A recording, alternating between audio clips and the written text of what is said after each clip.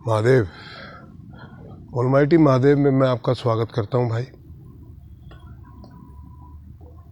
आज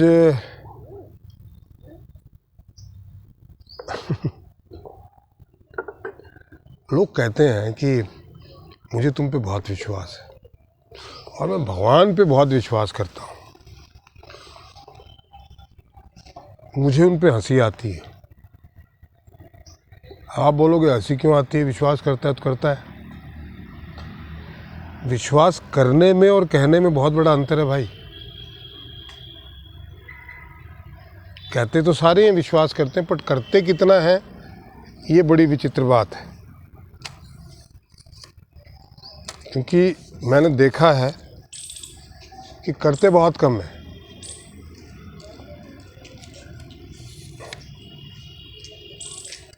कहते तो सारे ही हैं कि मुझे भगवान पे बहुत विश्वास है। कहने में क्या जाता है, पर करने में बहुत कुछ जाता है। अरे राम, ये वीडियो बनाने में भी बड़ी दिक्कत है। अब सही है, चेहरा तो दिख रहा है, पहले तो बिल्कुल ही काला काला दिख रहा था। हाँ, तो बात करते हैं विश्वास की। क्या हम भगवान पे विश्वास करते हैं? क्योंकि विश्वास बहुत बड़ा नाम है। विश्वास आप अगर एक साधारण से भी मनुष्य पे भी करने लगो ना, विश्वास आप पत्थर की दीवार पे भी करने लगो ना, तो वो दीवार भी आपको देती है। ये कहानी सुनाता हूँ मैं आपको, और ये सत्य घटना है। 300-400 साल पहले की है, कोई बहुत पुरानी भी नहीं है। 500 साल हो गए होंगे। बुंदेलखंड में एक परंपरा है कि शादी का निमंत्रण जब भी कोई, जैसे हमारे यहाँ गणेश जी को पहला निमंत्रण जाता है पूरे हिंदुस्तान में, वैसे ही बुंदेलखंड में पहला निमंत्रण जो है बहनें लाला हरदौल को देती हैं भात भरने के लिए। अब ये लाला हरदौल कौन है और इनको ये निमंत्रण देती क्यों हैं औरतें? तो वो मैं कहानी विश्वास की है। विश्वास होता है तो पत्थर की मूर्ति भी बोलती है, और ऐसी बहुत सारी सत्य घटनाएं हुई हैं जिसमें लोगों ने पत्थर की मूर्ति को बोलते हुए देखा है, करते हुए देखा है। क्या हुआ, जुझार सिंह करके एक राजा थे। मैंने इसके ऊपर एक फिल्म भी बनाई है। जुझार सिंह करके एक राजा थे ओरछा के। अच्छा, राजा के कोई संतान नहीं थी। उनकी जो पत्नी थी, पिता की मृत्यु के पश्चात उनको राजा बनाया गया। राजा बनाने के उपरांत उनका विवाह हुआ। विवाह तो पत्नी आई उनकी। पत्नी की उम्र में उनसे छोटी थी, 10-12 साल। और उनका भाई था जो एक हरदौल, जो उनसे उम्र में 15 साल छोटा था। तो जब पत्नी विवाह करके आई तो हरदौल छोटे थे, क्योंकि वो स्वयं भी छोटी थी।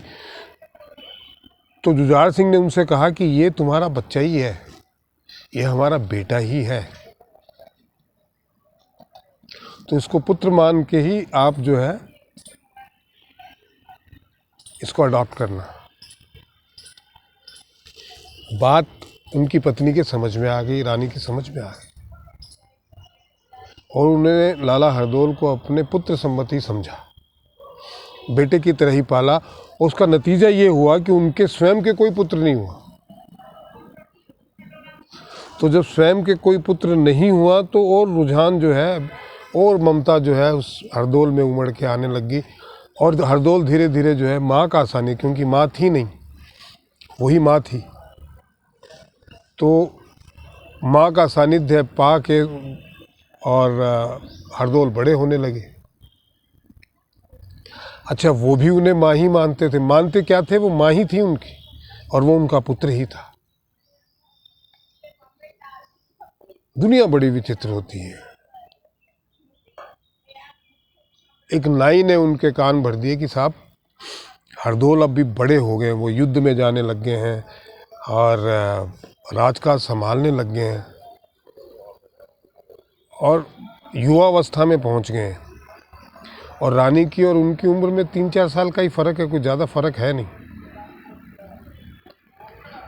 बच्चे थे तब तो ठीक था, बड़ा भी बड़े हो गए हैं तो बड़े होने में युवाओं के उद्गार भी होते हैं, और प्रजा ये कह रही है कि इनके आपस में रिलेशन है, माँ बेटे के नहीं, अतरंग रिलेशन है। अच्छा, एक ही बात को बार बार कहा जाए ना, झूठी बात को भी वो सत्य लगने लगती है। राजा को नाई ने कई बार ये बात कही कि प्रजा ऐसे सोच रही है, और स्वयं का नाम नहीं लेता था। स्वयं का नाम ले तो प्रमाण देना पड़े। तो एक बार राजा ने कहा कि तुम्हारे पास कोई प्रमाण है क्या? बोला साहब आप रानी से प्रमाण मांगिए ना, हम तो इस तरीके की महलों में हमारी तो दखल ही नहीं, हम क्या प्रमाण दें। राजा छुप छुप के रानी को देखने लग गया। अच्छा, हरदौल जब भी आते वो माँ के पैर छूते, माँ को गले लगाते, माँ की गोद में सो जाते सर रख के। अब जो पहले माँ बेटे का प्यार दिखता था वही राजा जुझार सिंह को अब अलग लगने लग गया। देखिए मति कैसे भ्रष्ट होती है। और उन्होंने एक दिन रानी से कहा कि तुम्हारे और हरदौल के रिश्ते में खोट है। रानी ये सुन के बड़ी आश्चर्यचकित हुई कि आप कह रहे हैं जिन्होंने आते ही मुझसे कहा था कि ये तुम्हारा बेटा है, और मैंने पुत्र संपत्ति माना है इसको, पुत्र ही है मेरा, मेरी कोई संतान नहीं, मेरी संतान हरदौल ही है। बोले नहीं, तुम झूठ बोल रही हो, मुझे तुम्हारी सत्यता का प्रमाण चाहिए। बोले मैं क्या प्रमाण दूँ? बोले तुम अपने हाथों से हरदौल को जहर खिलाओगी खाने में मिला के, तो मैं मानूं कि तुम पतिव्रता हो, अन्यथा तुम्हारा और जुझार का कोई रिश्ता है। कोई माँ अपने बेटे को खुद के हाथों से जहर कैसे दे सकती है? कभी आपने देखा है, चाहे वो कितनी ही नालायक माँ हो? पर राजा ने शर्त ही ऐसी रख दी थी कि अगर मुझे विश्वास होगा तो तभी होगा जब तुम ये करोगे। रानी रोई, लाख समझाया राजा को, पर राजा नहीं माना, जुझार सिंह नहीं माना। अंत तो गत्वा रानी को खाने में जहर मिला के देना पड़ा। लेकिन जब वो खाना खिलाने जा रही थी हरदौल को, तो उसकी ममता जाग पड़ी। उसने कहा कि बेटा तू ये खाना मत खाना, मैंने इसमें जहर मिलाया है।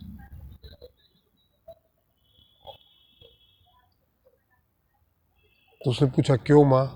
बोला इस तरीके से तुम्हारे भाई ने मुझसे ये कहा।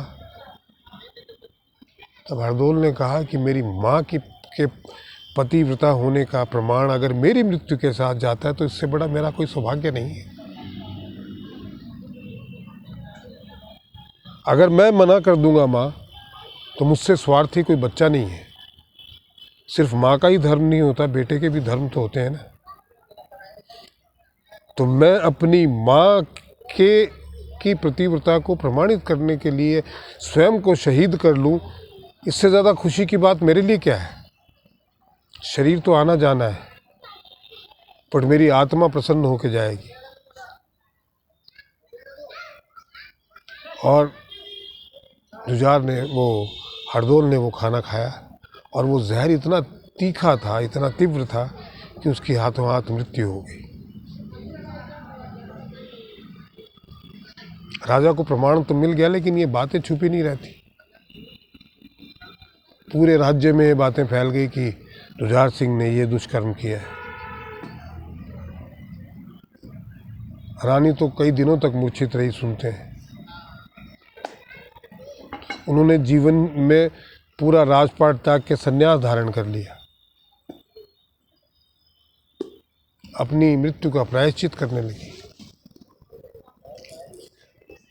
अब जब ये बहन को बात पता चले कि जुझार सिंह ने ऐसा किया है तो उसने भाई से सारे रिश्ते तोड़ लिए। बहन की बेटी की शादी थी, दतिया, वो दतिया के राजा, दतिया के ठाकुर की पत्नी थी। तो बेटी के विवाह में जो है भाई भात भरने आता है, तो बहन ने निश्चित किया कि वो जुझार सिंह को नहीं बुलाएगी तो भात कौन भरेगा आप। तो वो जाके हरदौल की समाधि पे पहला निमंत्रण भात भरने का दे के आती है और हरदौल से निवेदन करती है कि भाई तू अगर सच्चा है तो मेरा भात भरने आना। सब लोग हंसते हैं कि कभी मरे हुए भी लौट के आए हैं, कभी किसी ने ऐसे भात भरा है। बोला जब नरसिंह भगत का भाग कृष्ण भरने आ सकते हैं तो मेरा भाई मेरा भात भरने क्यों नहीं आ सकता। मुझे दृढ़ विश्वास है, ये कहानी विश्वास की है, मुझे दृढ़ विश्वास है कि वो निश्चित ही आएगा। और आप जान के बड़े आश्चर्यचकित होंगे कि हरदौल आते हैं, भात भरते हैं अपनी बहन का और भात भर के जाते हैं और इतना दिव्य भात भरते हैं कि जो या तो भगवान कृष्ण ने नरसिंह मेहता के लिए भरा था या हरदौल ने अपनी बहन के लिए भरा। कहानी में और बहुत सारी चीज़ें आती हैं जो तो उस एक घटनाक्रम के हिसाब से है, लेकिन मैं आपको सार बता रहा हूँ उसका। और सबने देखा और तब से जो है ये एक परंपरा चली है कि बहन जो है भात भरने के लिए पहला आमंत्रण जो है, निमंत्रण, वो हरदौल की समाधि पे दे के आती है। हरदौल लोक देवता है वहाँ के, हर गांव में, गांव की सीमा पे हरदौल की समाधि होती है, उनके नाम का दिया जलता है, खेतों में जलता है। ये बुंदेलखंड की परंपरा है। तो विश्वास में इतनी ताकत होती है भैया। वो तो हरदौल एक जीव थे, देवता मान लो आप, आज वो देवता है। तो उन्होंने आके भात भरा क्योंकि बहन को विश्वास था। अगर आपको ईश्वर पे विश्वास हो जाए तो ईश्वर क्या नहीं कर सकता। विश्वास ये आपकी आध्यात्मिक यात्रा का पहला चरण है। एक्चुअली मैंने मौन कहा था, मौन दूसरा चरण है, पहला विश्वास है। तो मित्रों, ईश्वर पे विश्वास करो तो पूरा करो। आधे अधूरे मन से विश्वास करने से कुछ नहीं होता। हाँ, ईश्वर मुझे तुम पे विश्वास है और बाकी मैं तो कर ही लूँगा, तो ईश्वर बोलता है तू कर ही लेगा, तो मेरी कहाँ ज़रूरत है। ईश्वर वहीं काम करता है जहाँ उसकी ज़रूरत होती है। जहाँ आपको आपके जीवन में ईश्वर के अलावा कोई विकल्प ही ना रह जाए तो ईश्वर को करना पड़ता है। जब तक आपके पास विकल्प है तब तक ईश्वर नहीं करता।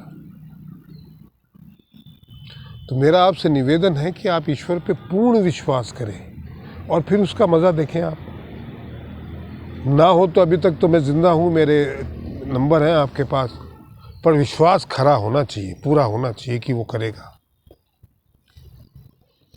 तो वो करेगा ही, चाहे आपकी कोई भी समस्या हो, क्योंकि आपके अंदर ईश्वर है, कहीं दूर जाने की आवश्यकता नहीं है।